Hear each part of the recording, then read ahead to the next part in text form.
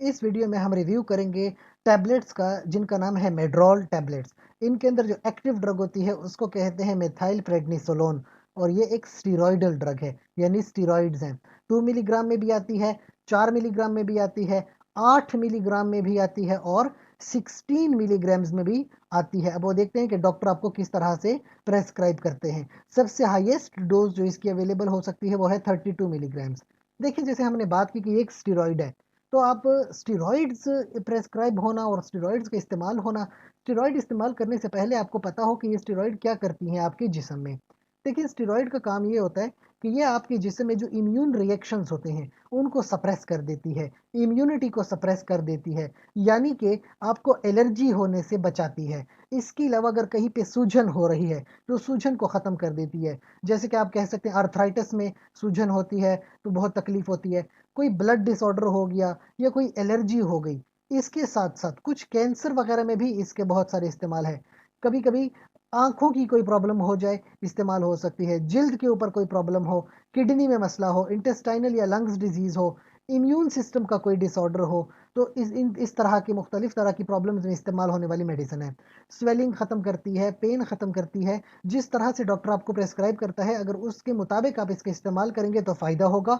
उस नुस्खे के अलावा अगर खुद से इसका इस्तेमाल करेंगे तो आपको नुकसान हो सकता है। देखिए, इसको लेने का एक तरीका होता है। फ़र्ज़ कीजिए एलर्जी की कंडीशन में आपको डॉक्टर ने प्रेस्क्राइब की है, तो ज़्यादातर जो इसका डोज़ होता है, स्केड्यूल होता है, वो इस तरह होता है कि अगर आप 6 दिन तक मुसलसल मेडिसिन ले रहे हो, तो सबसे पहले क्या करना पड़ता है? डे 1 के ऊपर सबसे पहले आप नाश्ता करने से पहले 8 एमजी की मेडिसिन लेते हो। दोपहर का खाना और रात का खाना खाने के बाद 4-4 मिलीग्राम और रात को सोते हुए 8 मिलीग्राम। इसके अलावा जब दूसरा दिन आएगा तो आप डोज़ को कम कर लोगे।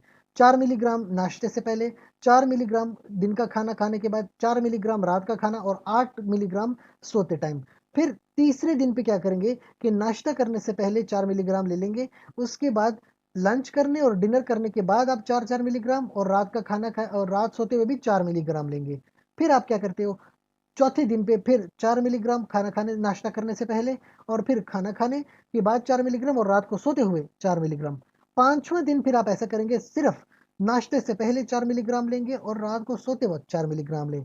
छठा दिन आएगा तो सिर्फ़ सुबह 4 मिलीग्राम नाश्ते से पहले ले लेंगे। ठीक है? इस तरह तकरीबन 12 दिनों तक आप ये चलाते रहेंगे, तो क्या होगा कि अगर आपको किसी तरह की एलर्जी हो गई है, जिल्द के ऊपर कोई प्रॉब्लम्स आ गई हैं, तो इस तरह से हल हो सकती हैं। ये इसका एक प्रोपोज़्ड स्केड्यूल है, जो कि मुख्तलिफ तरह के रिसोर्सेज़ या रेफ़रेंस से मिलता है। आपने वही करना है कि जिस तरह से आपका डॉक्टर आपको हिदायत देता है। कुछ इसके एडवर्स इफ़ेक्ट हो सकते हैं, लोगों का वज़न बढ़ता है, जिस्म में पानी जमा हो जाता है।